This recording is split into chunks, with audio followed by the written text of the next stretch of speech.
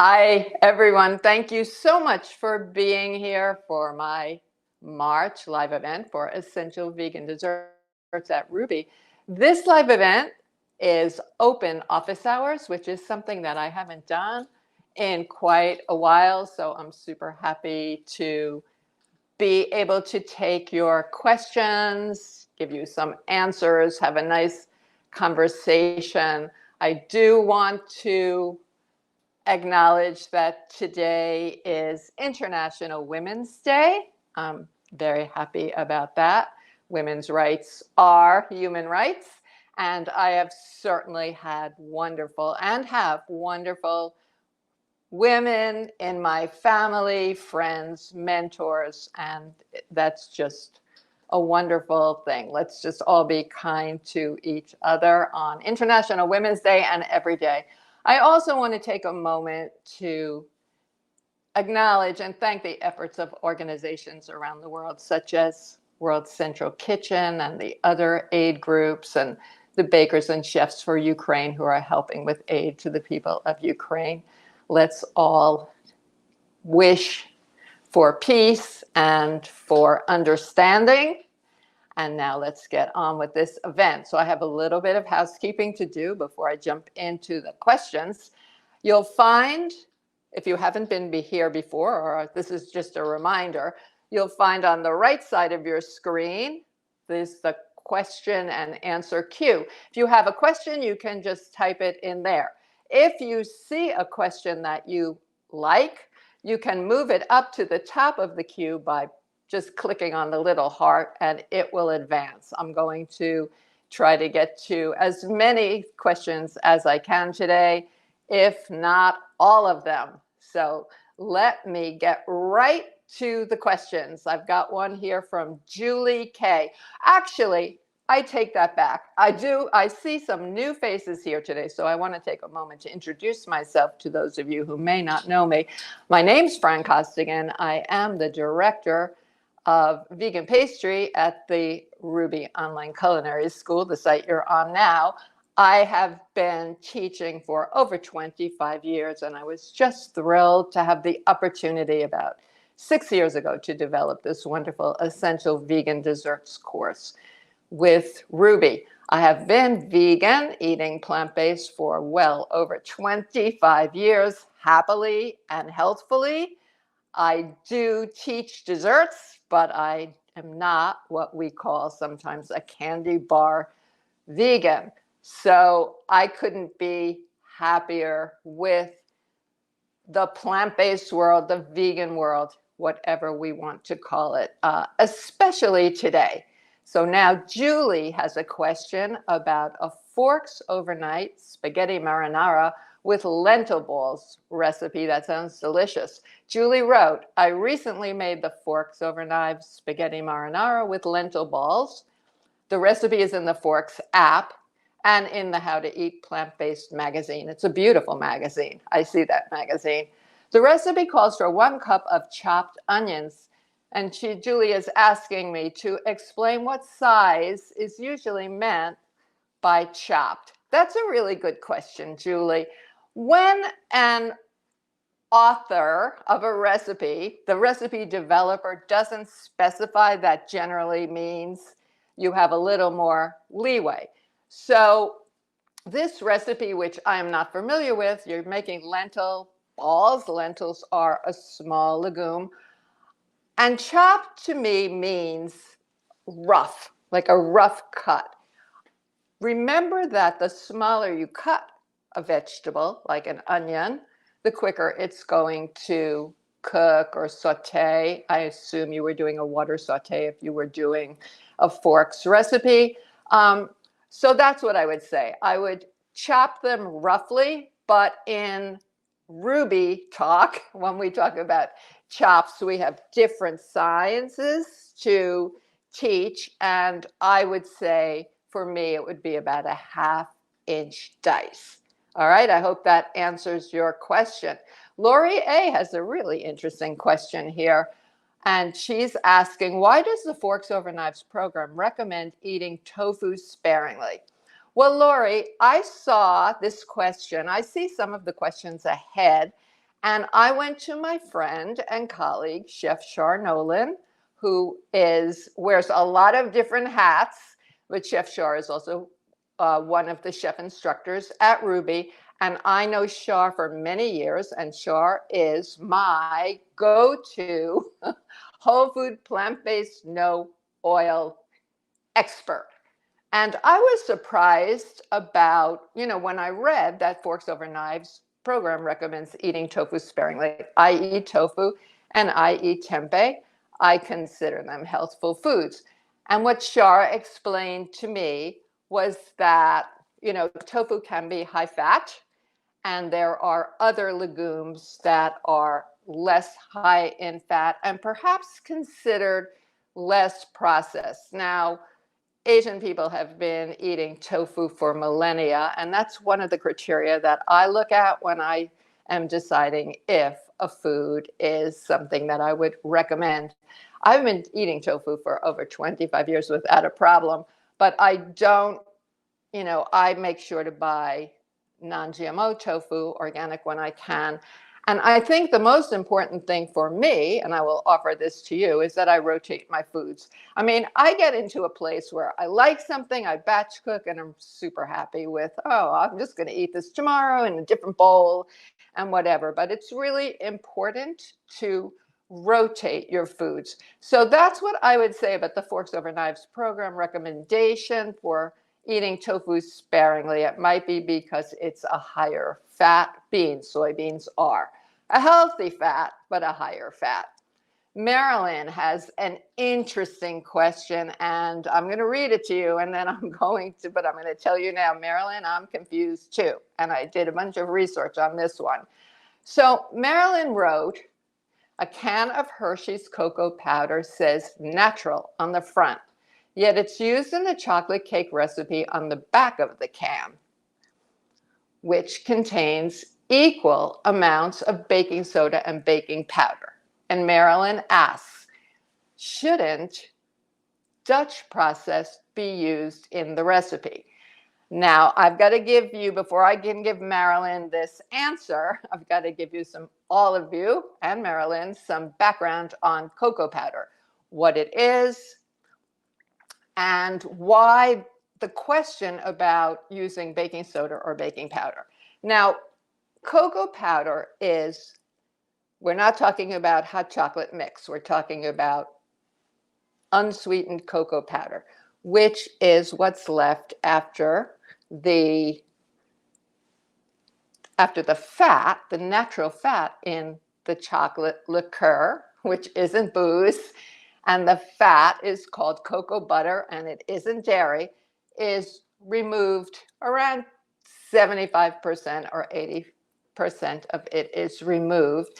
And then this chocolate, this unsweetened chocolate liqueur, it's called, or cocoa mass, is dried, and you've got this powder. There are two forms of cocoa, of this unsweetened cocoa. One is alkalized, which is what Dutch process cocoa powder is, and one is non-alkalized, which is what natural cocoa powder is. And the leavenings are different. So I'm going to ask to have a video run now on cocoa powder that we show in the Essential Vegan Desserts course, and then come back and answer that question further. So if you can show that video now, I think that will help with the... Natural cocoa powder is simply pulverized, unsweetened pressed cocoa that has been separated from the cocoa butter. Natural cocoa powder is the most concentrated version of chocolate. It has an intense, bitter, and very astringent taste. It is also very acidic. To reduce the natural acidity, cocoa beans are often treated, either before or after roasting, with an alkali substance through a process called Dutching. This process tends to make the cocoa darker, which gives the illusion that it is richer. However, the flavor is actually milder. Colors can range from light to dark. Raw Dutched cocoa is more pleasant to eat than natural cocoa, which is why it is used for dusting on various baked goods and chocolates. When choosing cocoa powder, note that almost all brands are Dutched. even if the label does not clearly indicate this. Choose brands from reputable companies and avoid no-name or bulk varieties, as these are likely made from inferior beans. Most importantly, sample a variety to see which one you like best. Note: when a baking recipe specifically calls for natural cocoa powder, do not substitute with Dutched. Some recipes rely solely on the acidity of the natural cocoa powder to react with baking soda in order to leaven, so it's a good idea to follow the recipe for the best results.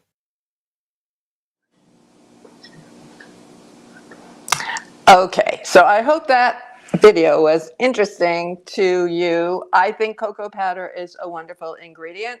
It gives you a lot of chocolate flavor without a lot of the fat that is found naturally in chocolate.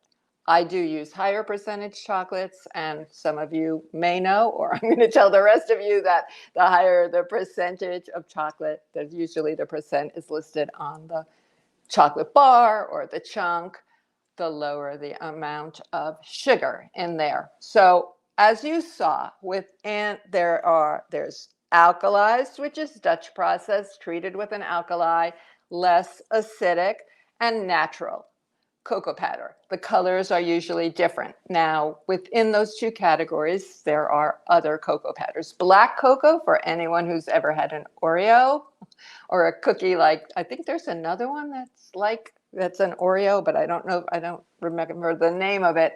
That is made with a black cocoa, which is nothing more than a very highly alkalized cocoa powder. That's responsible for the unique color. But you don't want to use more than a little tiny bit just for color. It's going to spoil the taste. Now, so-called raw cacao, and there's no such thing. It is correctly called unroasted cocoa, is a non-alkalized cocoa powder. So that's the story on the cocoa powders. Now, because Dutch process is not as acidic as the natural cocoa powder, I have to be careful here because this gets a little confusing, then we use baking soda, baking powder, and some baking soda, predominantly baking powder, in batter-based goods that are made, like when I say batter-based desserts, I mean cakes and cookies, anything that you're going to make a batter and bake and has to rise. Swapping them out is going to make a difference. Worst case, you get a cake that's going to taste a little bit soapy. Now, most recipe will specify. Old-fashioned ones didn't. Old recipes said cocoa powder or just cocoa because non-alkalized was the norm. Today, alkalized or Dutched is the norm.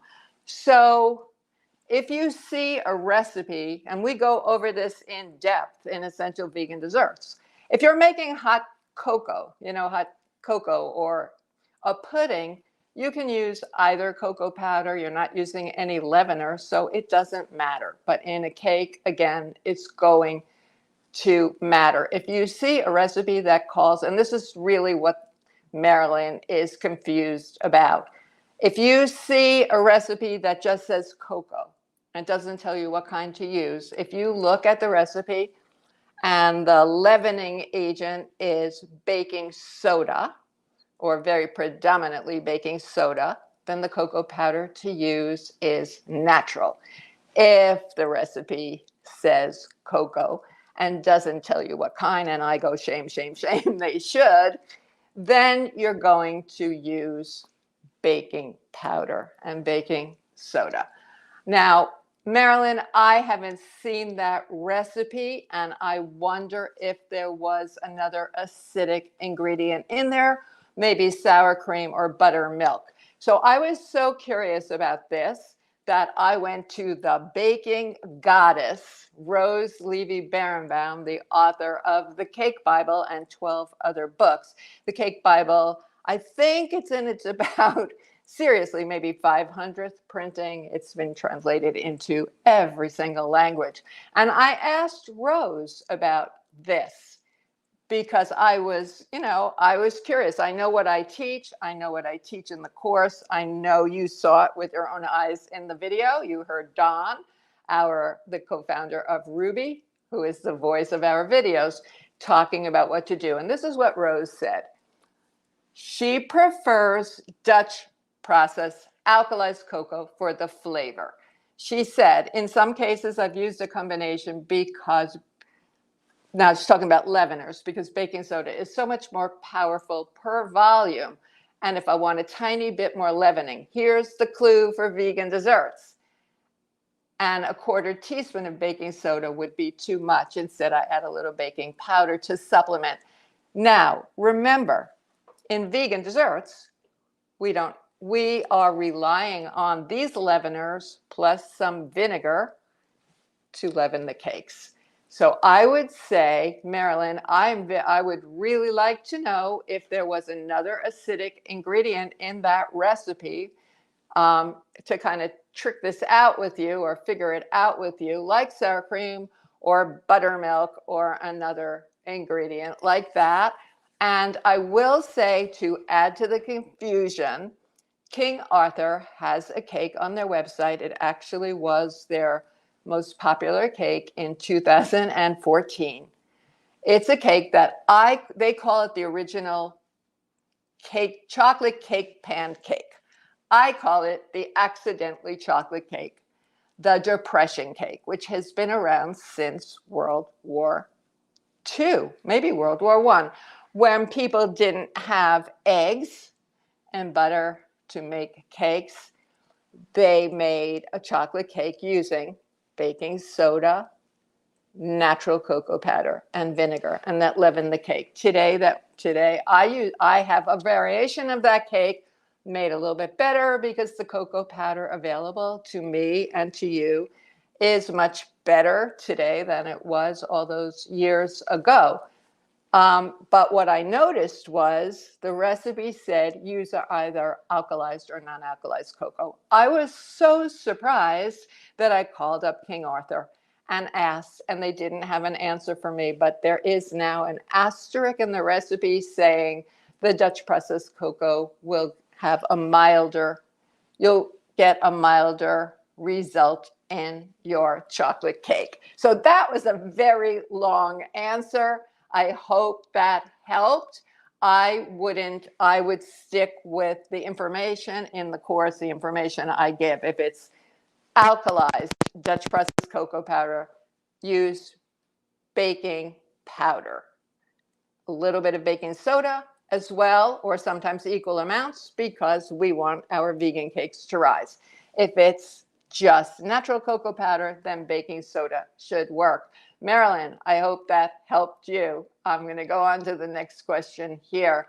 Okay. Oh, thank you. Richard put a link to Rose's book. I will tell you that Rose has me on her website, Real Baking with Rose, which has, Rose is not vegan. She's not doing vegan desserts, but she has such good information on Real Baking with Rose, and I am there as her vegan expert for questions that she gets about vegan. And Richard has also put, thank you, the link for this original cake pan cake. All right, Leslie wants to know, when flavoring frostings or macaron filling, is it better to use extract or freeze-dried fruits? That's another good question, Leslie.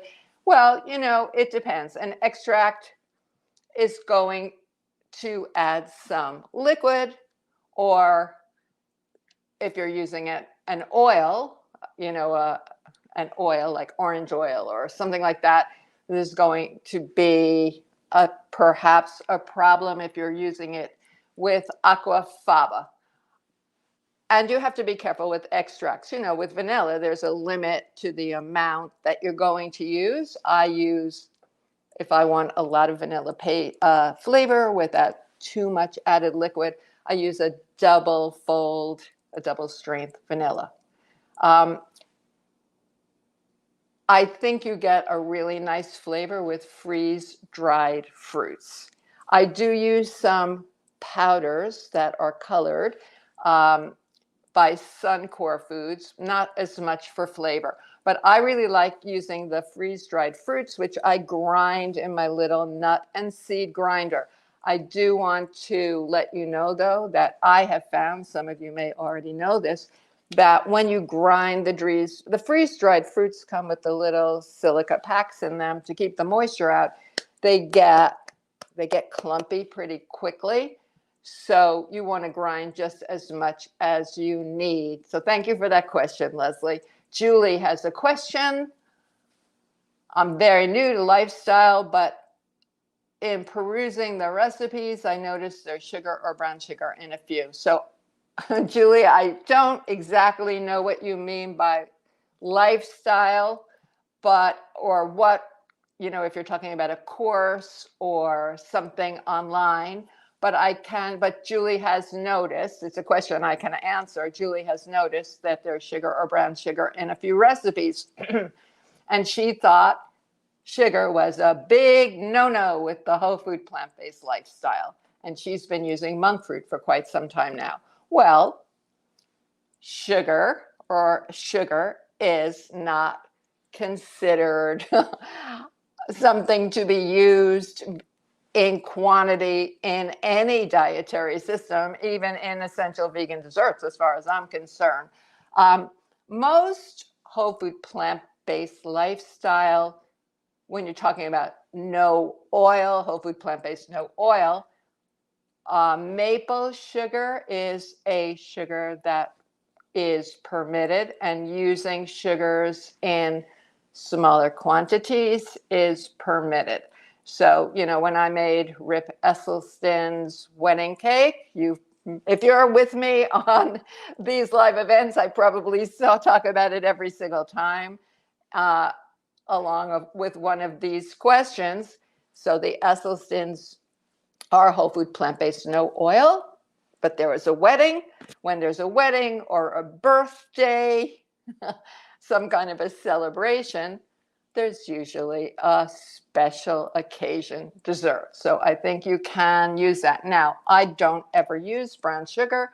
Brown sugar is cane sugar with the molasses taken out, and then usually the molasses is sprayed right on. Julie, I don't use monk fruit. I don't use any of those sweeteners personally. If it works for you, then keep it up. So Marcy says, thank you for doing these events. Always walk away with some helpful information. Well, I'm very happy to hear that. This is a very important question. I don't know if you're going to like my answer, though, Marcy. How do you successfully replace eggs in baked goods while maintaining the texture? And if I want to incorporate tofu, do you have any recipes or ratios? Okay, this Essential Vegan Desserts course is a 3-month course all about vegan desserts, fabulous vegan desserts. All the time, my students write in their assignments, nobody knew this was vegan. They can't believe it. Well, you're not supposed to be able to tell. If you make something successfully without eggs, it should just be delicious. Now, there are so many different ways to replace eggs. And I do not believe in one size fits all. No, no, no, no, no. I see these charts that say use this, use this, use this. Depends on what you're making. And it depends on the recipe. A very good recipe for an egg-free cake, and here I'm just going to say a vegan cake, so no dairy as well, is going to have a beautiful texture. If you have a recipe that isn't very good, you're going to have something that's maybe hard or gummy inside or dry. I don't use tofu in my cakes. I will say that was this my first job? Yeah, at my very first job in a vegan pastry kitchen, I was a pastry chef at a macrobiotic restaurant in New York City, and I was charged with making the chocolate cake that was on the menu. I wasn't making my own recipes, and there was tofu in the cake. And it wasn't silken tofu as I recall, it was firm tofu. I thought the cake was really heavy. So that isn't something that I do, but I will tell you that if you go to, for example, the Mori New website, they talk about how to use a certain amount of tofu with some, you're going to need some extra leavening in the cake, and you can try to replace it that way. My answer to everyone who has a question like this is use a recipe, start with a recipe that is reliable. You know who wrote it. This person has a track record. Read the reviews. If it makes sense to you, cut the recipe in half, maybe cut it by a quarter, make a couple of cupcakes, see how it works. So I hope that that helped you. Sheila wants to know, the Forks Over Knives course provided a roasting time chart for vegetables, but what is the proper roasting temperature? So Sheila, I am not familiar with that particular chart, but I can tell you that I roast vegetables very often. I love roasting several sheet pans at once. I like eating roasted vegetables, and I also like reusing them in my bowls, my bowl meals, or to make soups. I roast my vegetables at a temperature depending on the vegetable, it depends on the vegetable, between 400 and 450, very occasionally over that. So that would be my question. And if you are in the Forks Over Knives course, you know you have an opportunity to ask a question of the instructors, and that would be a question you can check my answer with the instructors. But go and make your roasted vegetables. Hi, Shar. So here's Shar Nolan, Chef Shar Nolan. I referenced her earlier, our whole food plant-based no oil expert, and much more. So Shar says, if I'm making a dessert, how do you think pum fu would work in dessert in place of regular tofu? Or better to stay with my regular Mori New and do what I know, thinking of vegan cheesecake. So if anyone doesn't know what Shar is referring to, and I mispronounced, pum fu is a tofu made from pumpkin seeds and water. And I actually haven't eaten it, Shar, but I do see it at our mom's organic market and elsewhere. I know that it is considered to be equivalent to extra firm tofu. Extra firm tofu is not a tofu that I would use to make a cheesecake. I would use a silken tofu like Mori New, or maybe a soft tofu, let it drain, or even a firm tofu. I think I have a cheesecake recipe in my last book in Vegan Chocolate that uses firm tofu, possibly. Don't hold me to it. I just don't remember. But I have made sauces with firm, not extra firm tofu. The difference, for any of you who don't know what I'm talking about here, the difference in the tofus is the amount of water that they hold. And some people even press their tofu to get more water out. So you could try the pum fu. You will need to add quite a bit more liquid or a liquid type ingredient, and definitely use your high-speed blender, because since the pum fu is made with pumpkin seeds, it is greenish, and I have heard from some people that there are occasionally chunks of pumpkin in there. Maybe use some matcha to bring up the green, or pistachios or something, but please keep me posted on how this goes. If you do it, Char, do a really small one. I think you might want to stick with this, but let us know what you do. Rosamond, thank you for pioneering vegan desserts. Well, my pleasure. Any tips or recipes to offer on vegan desserts that are only sweetened with fruit, like date paste and puree, and also oil-free? Well, definitely, Rosamond. I mean, again, in essential vegan desserts, the important thing in all Ruby courses is to teach foundational techniques so that you can go ahead after you learn these proper foundational techniques and go ahead and create any desserts you want. So that means we're making cakes with fat, and we're making cakes with granulated sweeteners, liquid sweeteners, all kinds of things. We're making puddings, but we also have quite a number of desserts that are naturally only sweetened with fruit paste, or are fruit desserts which don't have any oil. You know, I am very partial to pureeing, to roasting fruit in a balsamic reduction. I love a baked apple. I love poached pears. I don't use any added sweetener at all or any oil when I make them. We also have a unit on working with agar, which is vegetable gelatin. It's a seaweed, and do a beautiful fruit soup, it's called. It's not liquid and it's not applesauce. It's in, you know, it's just you get this perfect consistency, and use seasonal fruit. No sweetener is necessary, and then top this beautiful bowl with lots of extra fruit, with additional fruit.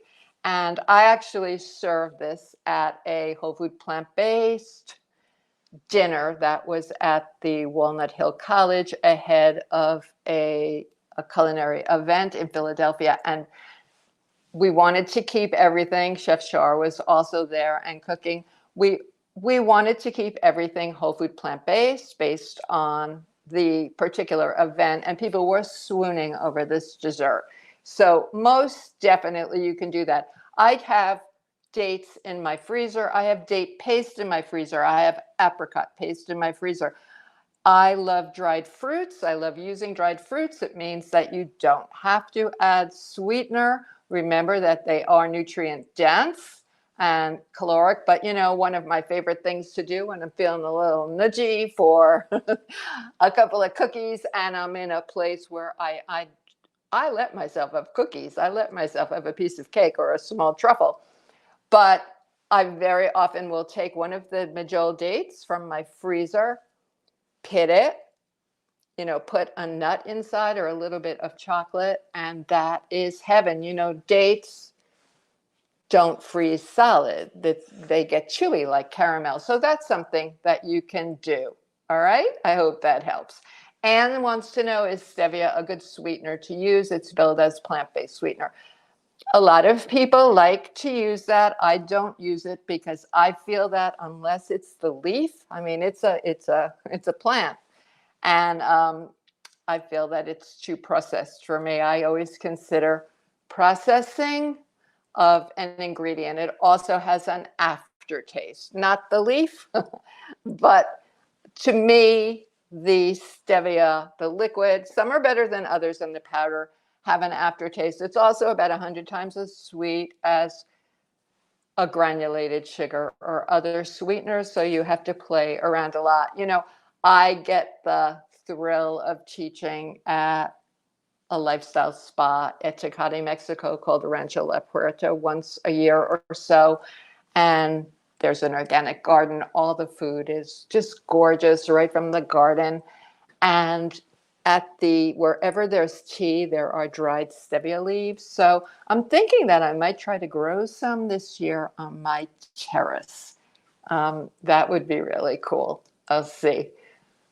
Now, let's see. Sandy. Sandy made truffle squares from my cookbook. She means vegan chocolate, and has a question about coating them in melted chocolate. Once I put them in the fridge, the chocolate cracked. Well, unless if you coated, you do coat, I'm going to ask you to follow up with that. So it depends on the kind of chocolate that you used. I don't, and you know, a tempered chocolate isn't going to streak. Another chocolate, just a melted chocolate, might be okay. It could be the particular chocolate that you used. Chocolate is very sensitive to temperature, so it might have been the shock of getting very cold and then coming back out.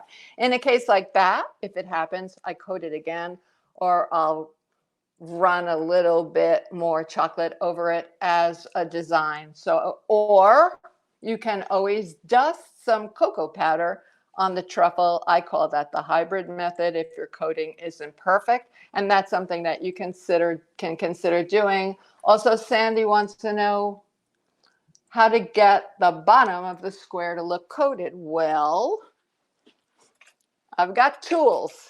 So I dip my truffles into a bowl of chocolate. I have a mother bowl and the baby bowl, because if you keep dipping something that's cool, you don't want it to be cold, cool, you can get crumbs in there or the chocolate will change. So I have a small bowl. So you can have something big like this.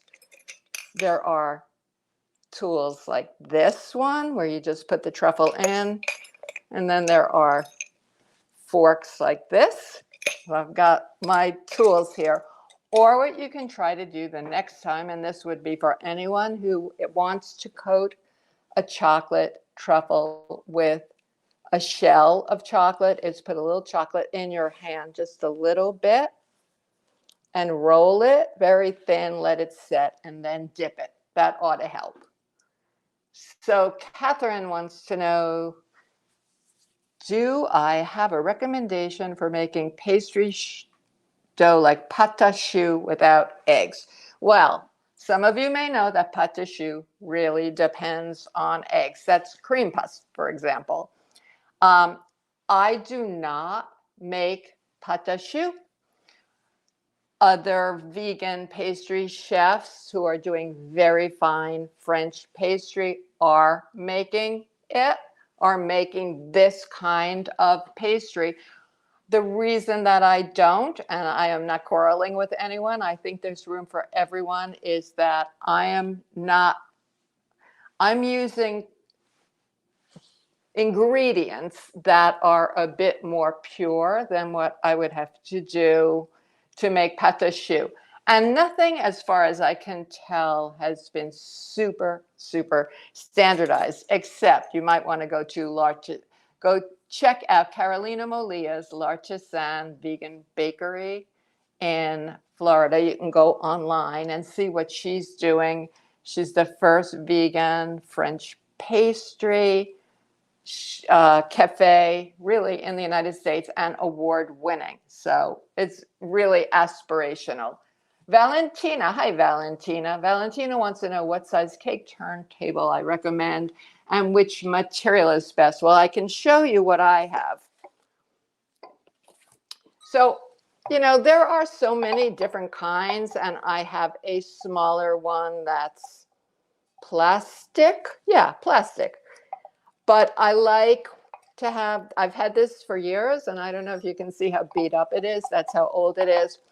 But I like having a heavy one. What you do have to remember is, and I used to say this when I was teaching in schools to the assistants, hold the cake turntable by the bottom because they come apart. You want something that's sturdy. That's really the most important thing. This is 12 inches. Some are bigger, but I find that for most of my work, a 12-inch works really well. So, I really don't believe that people have to buy every single piece of equipment out there. I like equipment, but I have basic equipment. I also have a closet full of cake pans. I will admit to that. Just buy what you need, but what you buy, make sure that it's sturdy so it lasts. If you're buying sheet pans, buy heavy ones so they don't warp. If you're buying a cake turntable, then buy one that's heavy. This one is Atco, but there are so many. I hope that helps, Valentina. It's nice to see you here. Laura has a question. Oh, I love this question because I have an answer. Laura recently made a vanilla pudding following a recipe that called for tapioca flour and soy milk, but the result was stringy, sticky, and blobby in texture. All right, again, I don't know the recipe, so I can't tell you exactly what the problem was for sure. But when I do a pudding, for example, chocolate pudding, the almost instant chocolate pudding that I adore, there is a note in my recipe that says, do not use arrowroot. I mean, no, yeah, do not use arrowroot. The pudding will get stringy or slimy. I think that cornstarch gives the best result for a pudding. I use an organic cornstarch, but if corn is an allergen for you, tapioca should be okay. So it might be the recipe. It shouldn't be the soy milk. Soy milk is nice and rich, should give you a good pudding. I would suspect it was the recipe. Try it. If you think it's a good recipe, cut the recipe in half. Try it again using organic cornstarch. And also, you know, you have to cook the flour in properly. You want to bring it up to temperature, not boil hard. Okay. Oh, thank you. Patrick put in the live event with Carolina Molia. So now Anna's got a question, an interesting question. Is raw cacao better than cocoa or carob powder? Well, carob is not chocolate, so I'm going to keep that separate. I mentioned earlier, we talked a lot about cocoa powder. There is no such thing as raw cacao. It's a marketing thing, all right? And I always say, I say this and I write it. There's no such thing as raw cacao. It is a marketing thing. You can call it unroasted cacao. Cacao, cocoa, there are people who think that many years ago, there was a typo. Oftentimes, cacao refers to the chocolate pod, but it's unroasted.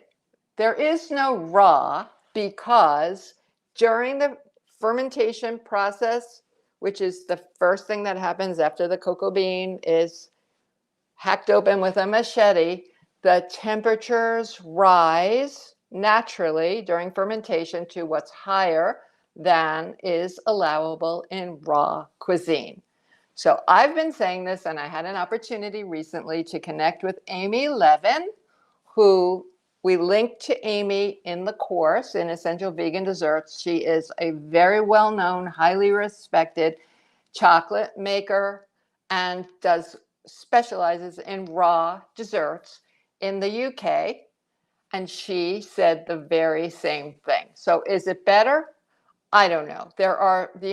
I don't think so. I think it depends. There are people who say that, and I'm going to call it unroasted, that unroasted cacao has more of the flavonols and things that are good in cocoa than cocoa powder. Well, let's say than Dutch processed cocoa powder because it has been treated, excuse me, but I'm not eating that much chocolate where I think it matters. And carob is a completely different thing. It's a plant. My kids actually have a carob tree growing in their backyard. They call it the sweet tree.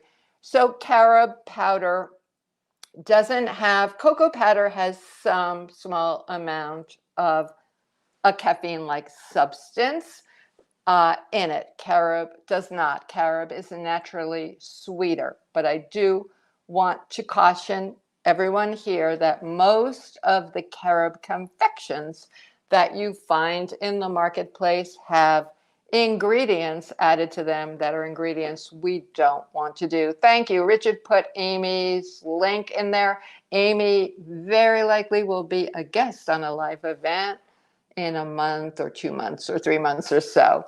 Mary wants to know, I have to check my watch, see how we're doing here. Does plant milk freeze successfully?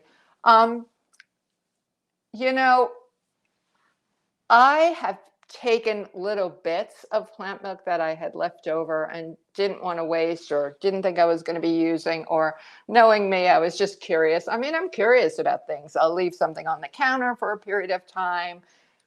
I'll put them in the fridge, I'll put them in the freezer and see what happens. And I didn't have a problem. You know, it separates, got to shake it up. So I would say to you, go ahead and freeze a little bit of your plant milk of choice and see what happens. Laura, hi Laura, it's nice to see you. So Laura says, as I'm going to be powdering sugars regularly, is there a particular device I might buy rather than using my Vitamix? Thank you. Well, Laura, when I'm powdering sugar, we're talking about granulated sugar here, and Laura, I'm assuming that you're talking about making caster sugar, superfine sugar, not 10x. Then if I'm just doing a small amount, I use my nut and seed grinder, which is, I make sure it's very clean. Otherwise, I do use my Vitamix and I powder a quantity at a time, and I store it in an airtight jar with a silica pack in it, food grade silica. So that's what I'd say. My little Cuisinart nut and seed grinder does a good job for small amounts, but I don't like to stop and have to, powder this much. So maybe, but if you're not going to be using it, well, you're writing that you're going to be doing it regularly. Now, remember the difference between powdering sugar. In other words, if there's anyone here who knows, you're across the pond and you call very finely ground sugar caster sugar. Here we call it superfine. That's different from powdered sugar, what we call 10x, which has a starch in it. Most of that sugar has some particular amount of cornstarch in it. Vegan powdered vegan 10x I tend to see it with tapioca starch, and it's a little more coarse. It's powdered sugar, but I find that it has to be sieved a few times. So that's that, Laura. I'm looking forward to your next assignments. Jeanette says, on the natural sweeteners chart, task 118, agave and brown sugar were not mentioned. Are they in a different category? So Jeanette, the first thing I'll say to you is, I don't know what course you're referring to, because task 118 in my course is not that chart, but I can answer your question. And I'm guessing it's forks over knives. You can let me know by writing in if I'm right or wrong. So here's the thing. Brown sugar is not a sugar that I use, although I am seeing some vegan brown sugars now. All conventional brown sugars, let's talk about sugar cane. So sugar cane is this really big cane, and it's crushed, and the sugar juice, the liquid comes out, and then it's dried and spun and granulated, and that's how you get granulated sugar cane sugar. The molasses is removed, this naturally occurring molasses in sugar cane. In making cane sugar, the molasses is removed. So it's no longer a whole food. That's something that I don't like. And the brown sugar that you find, the commercial brown sugar that you find in the store, actually has molasses sprayed back on it. Instead of brown sugar, I use either coconut sugar, which is a whole food, and it has nothing to do with coconut except the plant.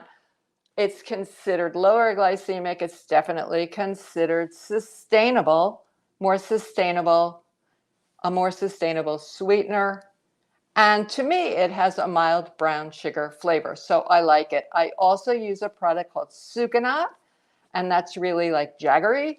It is the entire sugar cane.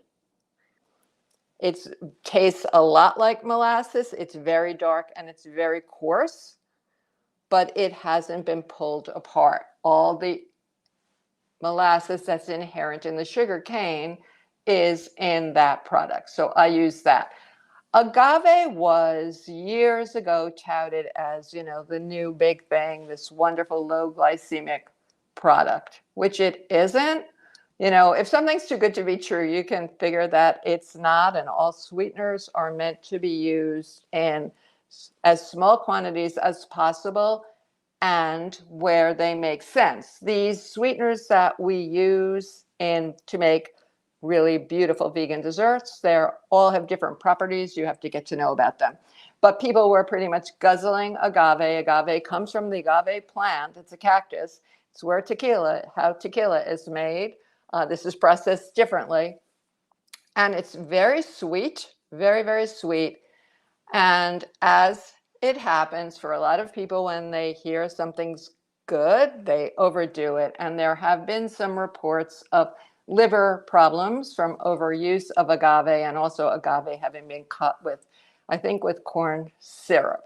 So I use it very sparingly. And by that, I mean only in a handful of recipes, a very small amount, only when it absolutely needs to be used. It has a light color and it is very, very sweet. It is 100% fructose.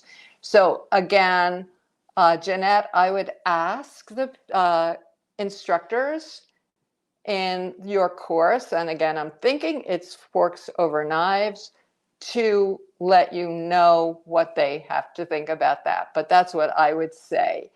Brown sugar is not a whole food, and agave is problematic. And of course, one is granulated and one is liquid. Hi, Kate. It's nice to see you. So Kate says, oh, this is a great question.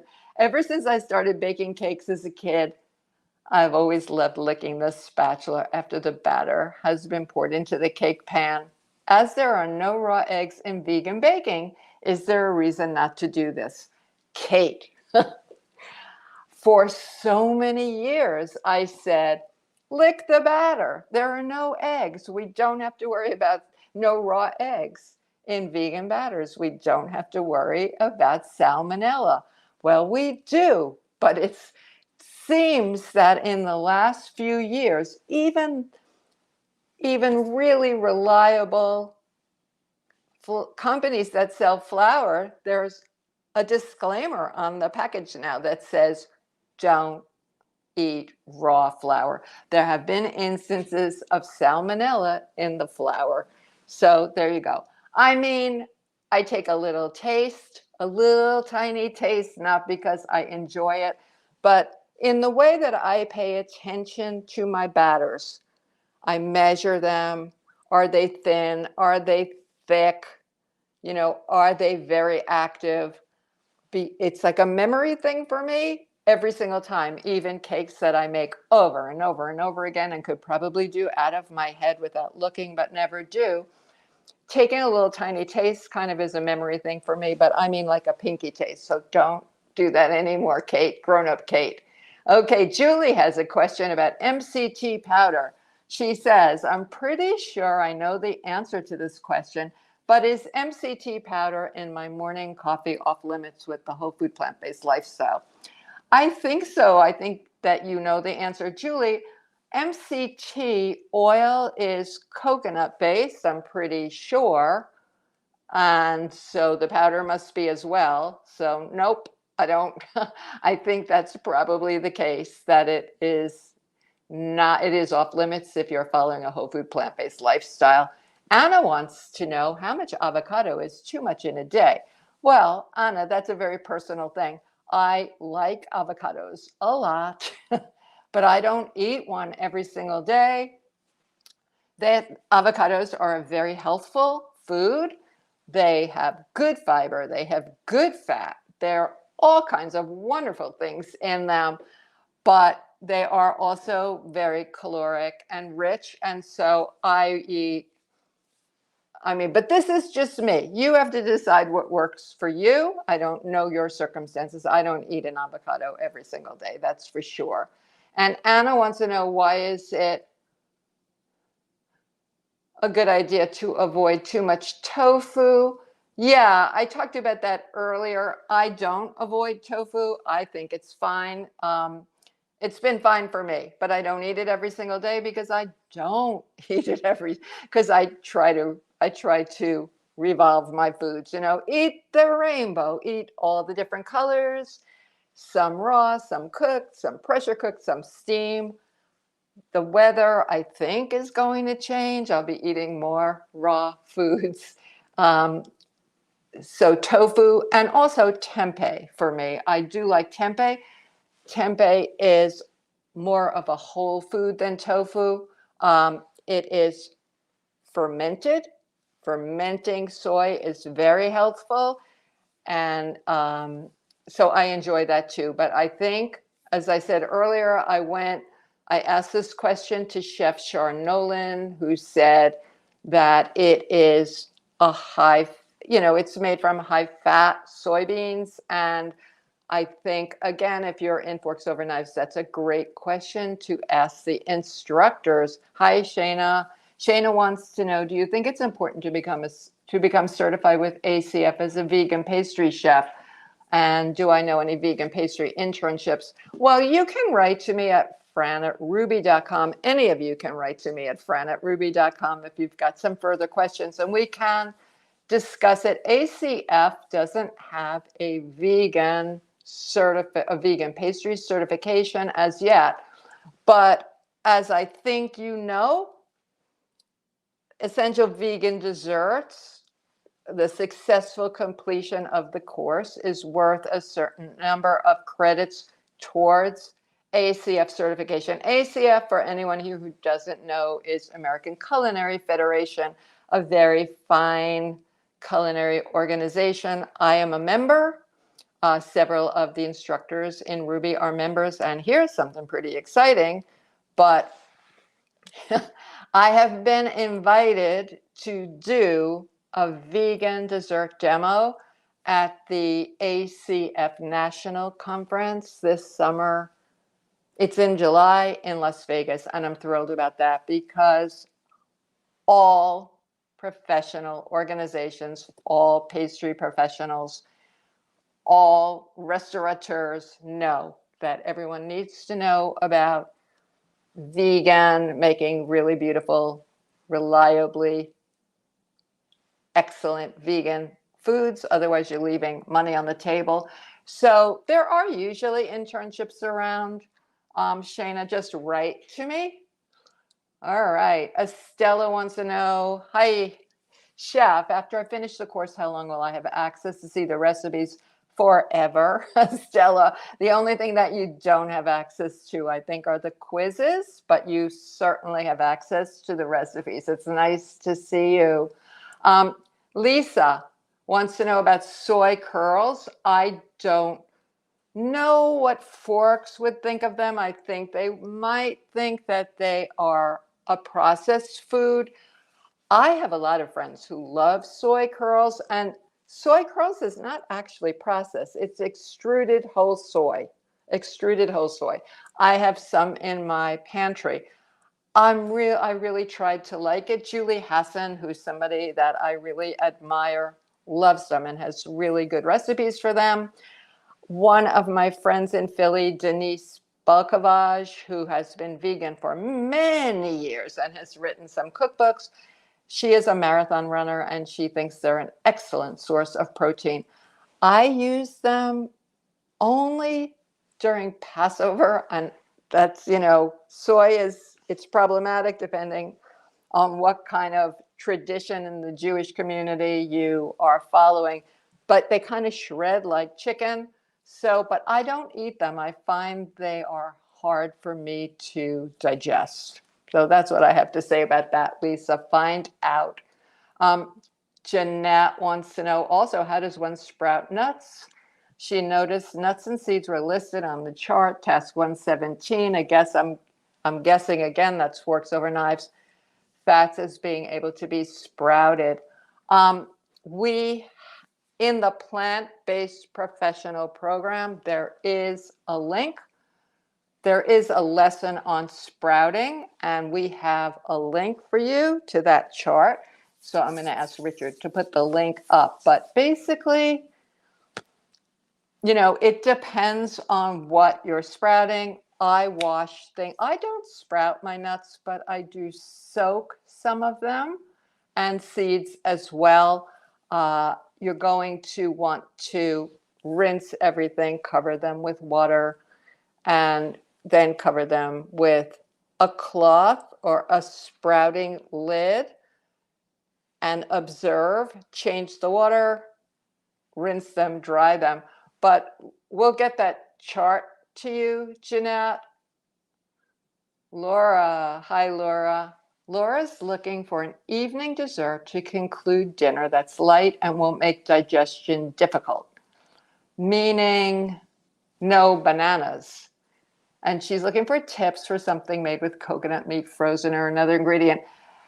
This is very interesting, Laura, and I think this is interesting for all of us to remember that we are all individuals with individual, different, with individual systems.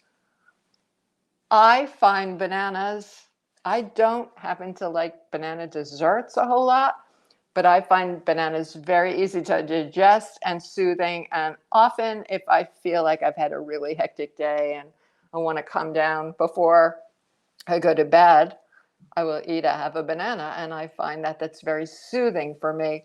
But I don't use frozen coconut meat. I tend not to use a lot of coconut, but my goodness, you can use any frozen fruit to make a slushy, or you don't want to use bananas, because I was going to say, make start with frozen bananas. It gets like ice cream. We call it an ice cream, and add a lot of frozen strawberries or blueberries or something like that in there. I'm big on agar-based fruit desserts. For an evening dessert, I think they are beautiful, light, and also agar, which has no flavor and no calories when used properly, no flavor, is very soothing to the digestion. Richard has put the spreading chart in here. Thank you very much. So that ought to help. With the spreading question. Let's see, Laura. Hi, Laura again. Good. Oh, it's always good to see Laura. May I please advise regarding efficient storage, including containers of flour? Well, my flours are organic and whole grain. They're not enriched or bleached, and I don't want them to become rancid. So in the wintertime, I have a terrace. I have a pretty small freezer. I have an extra one back there. I keep my flours in the refrigerator or freezer, and because I don't want them to become rancid. Sometimes you can taste it. Sometimes you can smell it, more likely not. I have been experimenting with storage containers. I want my container to be airtight. And I use both glass jars that, depends on, I know you have moved and I know you have a beautiful new kitchen. I tend to use things that are square-sided because I feel like I can get more in the space, and things that stack. So that's what I do with my flours. There was a sale recently of OXO containers, and I got myself some new ones. They keep things super airtight and they stack. So I hope that helps, Laura. Kayla wants to know, she wants to know where she can find info on what to use in order to completely bake vegan desserts. Let me see. Let me start this at the beginning. I want to know everything. LOL. Well, LOL. Yeah. Kayla, the best thing to do is to look at the Essential Vegan Desserts course at Ruby. I believe there's a discount on the upcoming course, as we speak. But it is, and I'm not saying it just because it's the course I developed. There is no other course like it. We start at the beginning. You learn about ingredients. You learn how to use things. You learn how to make really beautiful vegan desserts. Feel free to write to me at fran@ruby.com if you would like some more information. Sandy says, I keep going like this. I don't know what's going on with my glasses today. Thank you for offering this class. It's organized well. I'm glad you like it. Thank you. Is my vegan version of the depression cake available on the Ruby website? I don't think so, Marcy, but I think it's in the course. But I tell you what, you can go to my website, fran@francostigan.com, fran@francostigan.com. No, that's my other, francostigan.com, www.francostigan.com, and you will find the depression cake on my website. Yes. We've got, I'm a little over time here. I'm going to see if I can answer oh, Richard put the link in. Thank you. It says francostigan.com, a new take on the apps, the depression cake. Okay. You know why it's a new take? Because we have better cocoa powder. I want to show you something before we go. So this says Design True Gold Natural Cocoa Powder, 20 to 22% fat.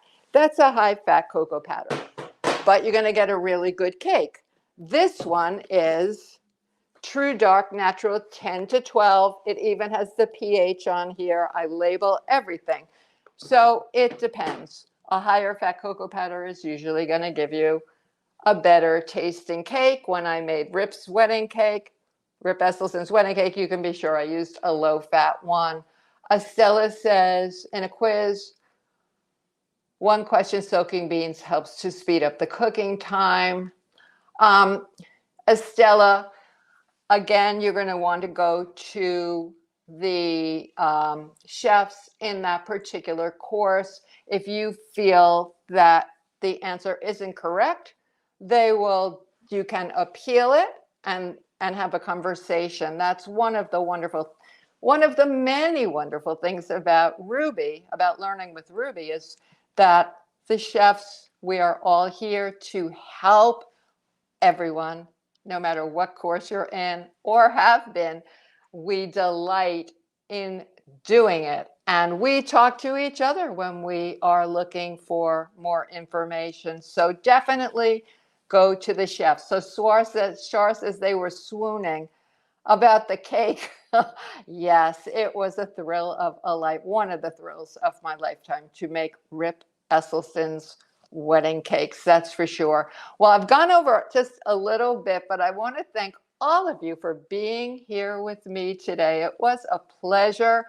Thank you for sending in your very interesting questions. I want to thank Richard for working with me today to get me online. I had some tech situations, that is not my specialty, but I'm working on it. I hope everyone stays well, healthy, safe, and I hope very much to see you next month for my April live event. The link is already up. I have a very interesting topic. Take care, everyone. Thank you, and bye.